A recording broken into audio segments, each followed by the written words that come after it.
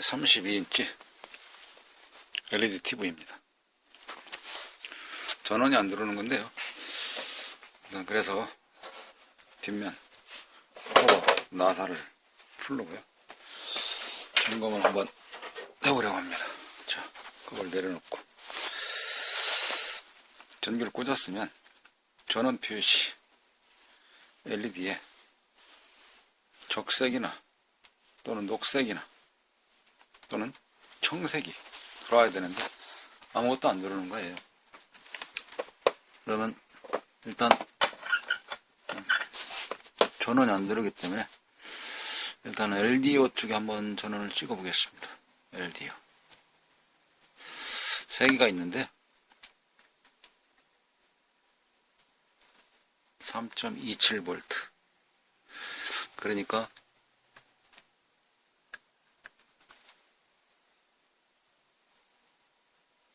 (0V) 하나 들어오니까 이게 스위치 OST 이 버튼을 동작시켜 주기 때문에 하나는 동작을 하는 거라서 이쪽 전원부 220 들어가 가지고 데콘이 있죠. 데콘 전압이 311.6V 314V 앞에 마이너스 표시되어져 있는 경우는 제가 여기서 극성을 달리게 하였기 때문에 디지털 멀티테스트기에서 자동으로 잡혀주는 거죠. 그러니까 1차단은 이상이 없는 거고 2차단에 전기를 공급해 주는데 이때 여기까지 불이 들어와야 되는데 안 들어오는 고장이네요. 그러면 뜯어서 한번 살펴봐야 되겠습니다. 이와 같이 전기가 들어가는 요인, 전기가 들어가는 라인을 측정해 보았습니다. 밥을 줬으니 일을 해야 되니까 어떤 일을 하는지를 점검을 해봐야 되겠네요. 네, 그 다음 과정인데요. 이쪽에 도시락통처럼 생겨져 있는 거 있죠? 깡통처럼 생겨져 있는 거. 저게 수정 진동 발전자라고 하는 건데 부르기 쉽게 크리스탈, 엑스탈 이렇게 부릅니다. 숫자로는 24.땡땡땡 그러니까 24MHz로 펄스 파형이 발전돼서 나오는 겁니다. 그 파형에 데이터와 어드레스를 실어서 보내는 건데 그러면 이제는 밥줄 라인에 밥을 줬으니까 어떤 일을 하는지 봐야 되겠죠. 전기를 넣었으니까 조심하면서 한번 살짝 뒤집어 보겠습니다.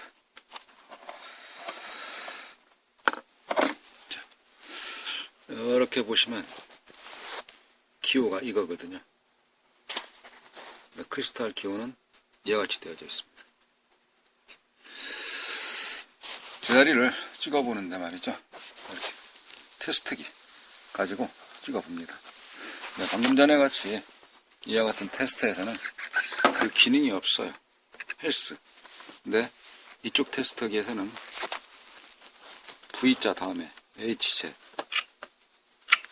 이렇게 HZ이라고 하는 자리가 헬스 주파수를 측정하는 거죠.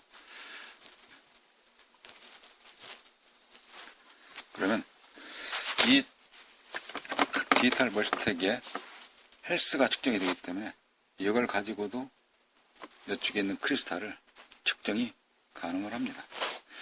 그러나 이 테스트기에서 측정할 수 있는 범주가 다 못되거든요. 24메가 측정을 다 못해요. 그러니까 이때는 이와 같은 스코프를 이용해서 측정을 한번 해보려고 합니다. 자, 그러면 오스, 접지, 그라운드는 찍어 놓고요. 전기가 들어간 상태에서 동작 검사를 해야 되니까 이쪽에 하나는 입력이고 하나는 출력이니까 찍어 보는 겁니다. 파형이 나오는지 안 나오는지 맞은편 또 찍어 봅니다. 그럼 이쪽이 입력인 것 같고 찍겠죠. 좀 더 확대해서 볼까요? 여기를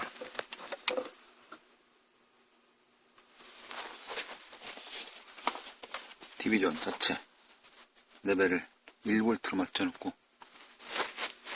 한 칸에 1V니까 대략 1.4V 정도 해당되는 거네요.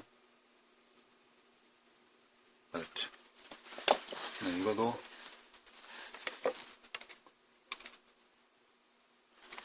주파수를 어떻게 설정하냐에 따라서 다르게 보이기도 합니다. 조금 더 타임베이스를 돌려보고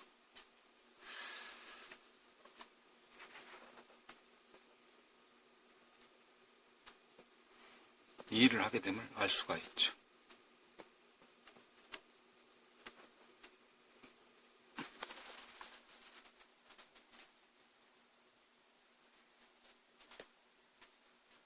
그러면 여기에 있는 이 주파수가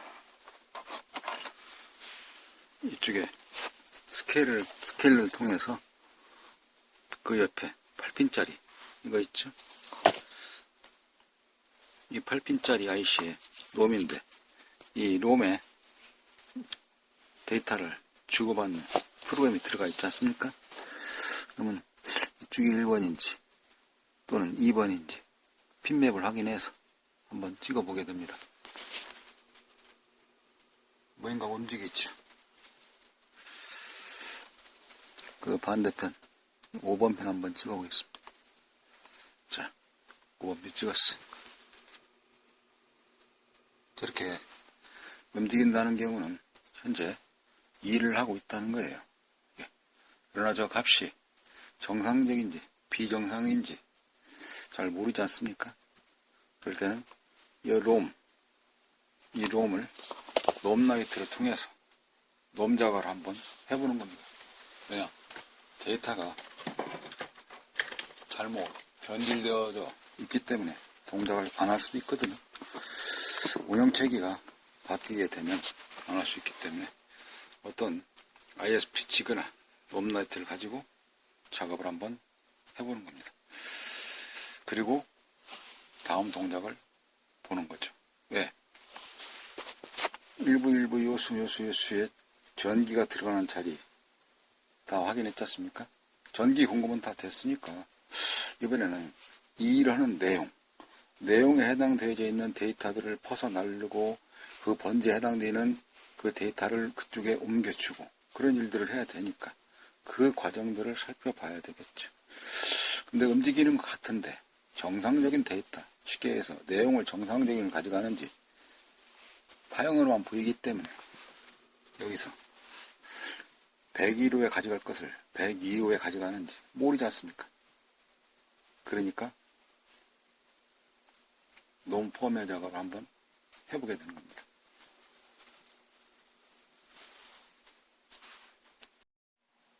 네, 그래서 이와 같은 롬라이터 프로그램을 가지고 저 지그를 롬라이터를 활용을 해서 작업을 한번 해보겠습니다. 결과치가 어떻게 바뀌는지를 한번 보도록 하죠.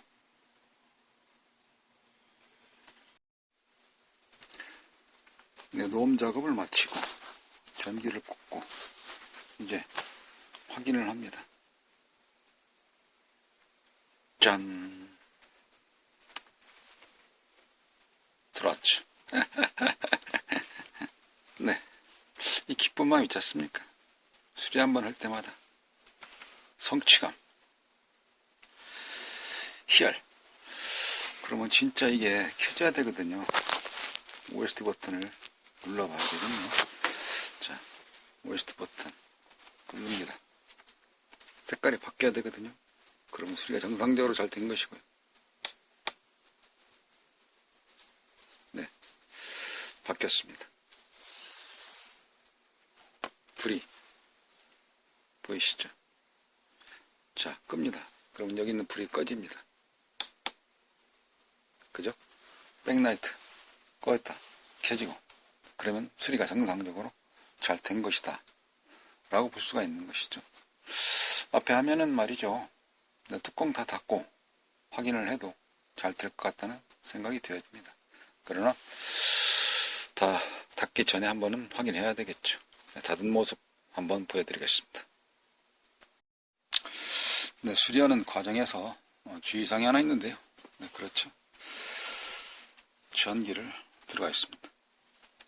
대콘 전압이 그대로 있죠.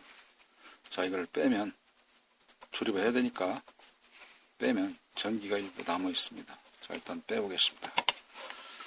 뺐죠. 내려놓고 전압을 측정을 해보면 이게 바로 빠지면 좋은데 바로 안 빠지는 그런 경우도 있거든요. 측정을 한번 해봅니다. 전기가 전에는 307V, 306V 서서히 떨어지게 됨을 알 수가 있죠. 예. 근데 이런 경우를 작업한다고 그래서 들어가지고 현재 이 같은 작업판을 빼놓고 하게 되면 쇠붙이에 작업해도 다음에 밑면에서 쇼트날 수 있거든요. 그래서 다시 한번 측정을 더 보여드려 보겠습니다. 대콘전압 측정을 해보니까 여기 303V 서서히 빠져가고 있죠. 이게. 그래서 이런 경우를 이제 대콘 방전기라고 정전기 대여져 있는 거를 쫙 뽑습니다. 여기에 쇼트를 시키게 되면 저희가 드르륵 지릭 하면서 릴레이니까 붙었다 떨었다 바이브레이션 기능으로 전기가 쭉 빠지는 걸 보시죠. 찍 소리 나거든요. 빛이 섬광도 나와요. 하면 됩니다.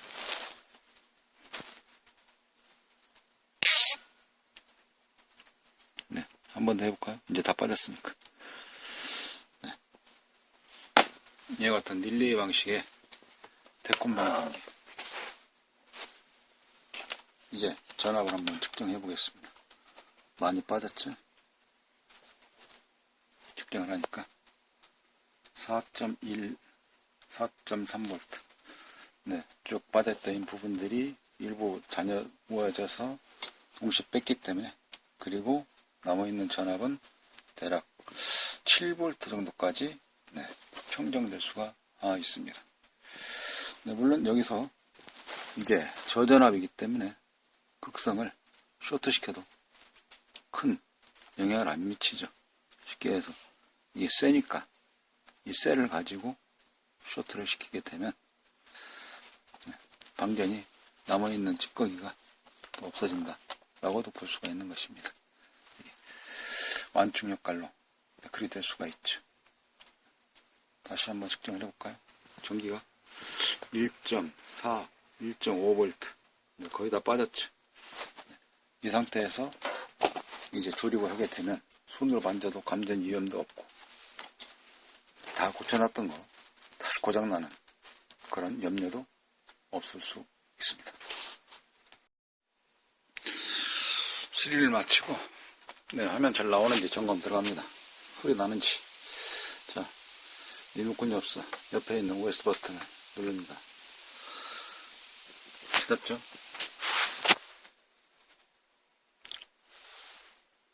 대여록 금지. 네, 화면 나오고 있습니다. 네, 화면 잘 나오고 있죠? 네, 소리 나오고 있고요. 네, 이렇게 해서 정상적으로 소리가 잘 된 겁니다. 네, 이상으로 수리를 마치겠습니다. 수고하셨습니다. 봐주시느라고. 네, 감사합니다.